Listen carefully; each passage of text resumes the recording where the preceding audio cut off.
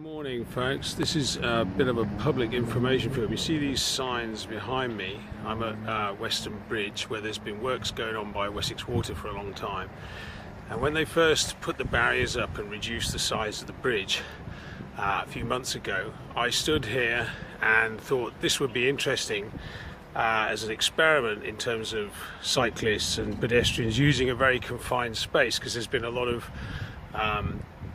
sort of angry talk and discussion and debate over the years about cycling on the esplanade and around town and cycle path use and stuff like that, and it always seems very, very contentious. Anyway, I took some video. I'll find it and try and insert some in here if I can find it, for about 3 or 4 minutes of cyclists going backwards and forwards, staying on their bikes, and everyone was behaving really, really sensibly. No one was getting angry. The cyclists were slowing down and just being really sensible.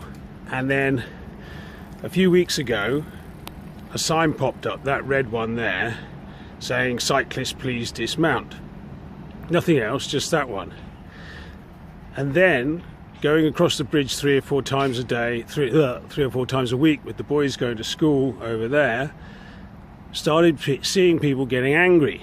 A few people said, "Get off your bike," even when we're going really slowly, slow as someone walking and keeping to one side. And so the sign changed the behavior of people who've been behaving sensibly and reasonably. Then, a few weeks after that, the little blue sign comes up saying, "This is a shared use path, please use it sensibly and considerately," and has a bike and a pedestrian and stuff on it. Now people have gone a little bit back the other way and are being, you know, kind of a bit more relaxed about it. So this is the power of signage, okay, in public spaces that tell people what they can and cannot believe a space is used for.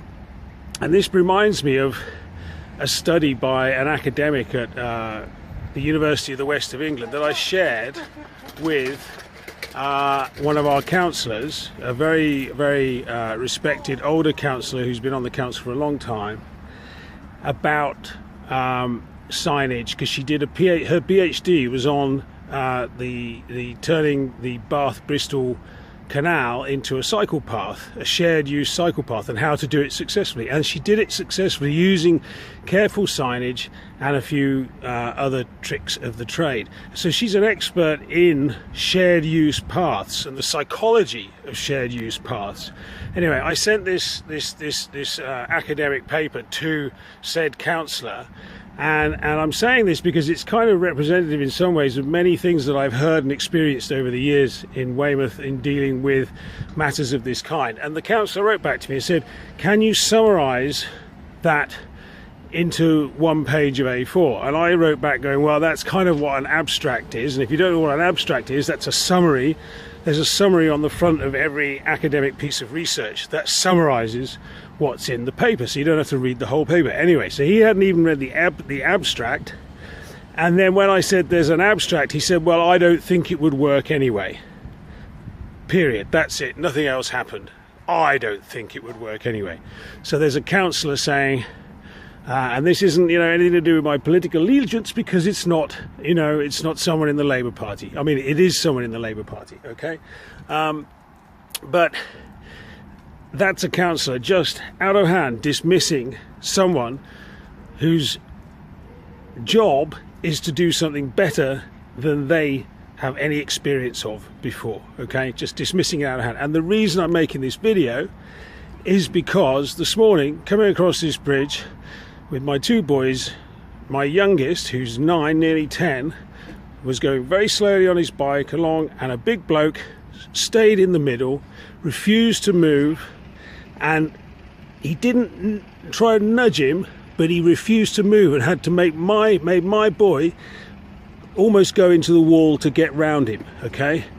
At that point, I told him what I thought of him, and he kind of probably didn't think I was with my young lad. But I made a bit of a scene and embarrassed the guy, and he didn't stop, and he kept walking. And there's no need for that kind of behaviour. And these signs, offering conflicting messages and giving people the license to behave like that, are confusing. That's all.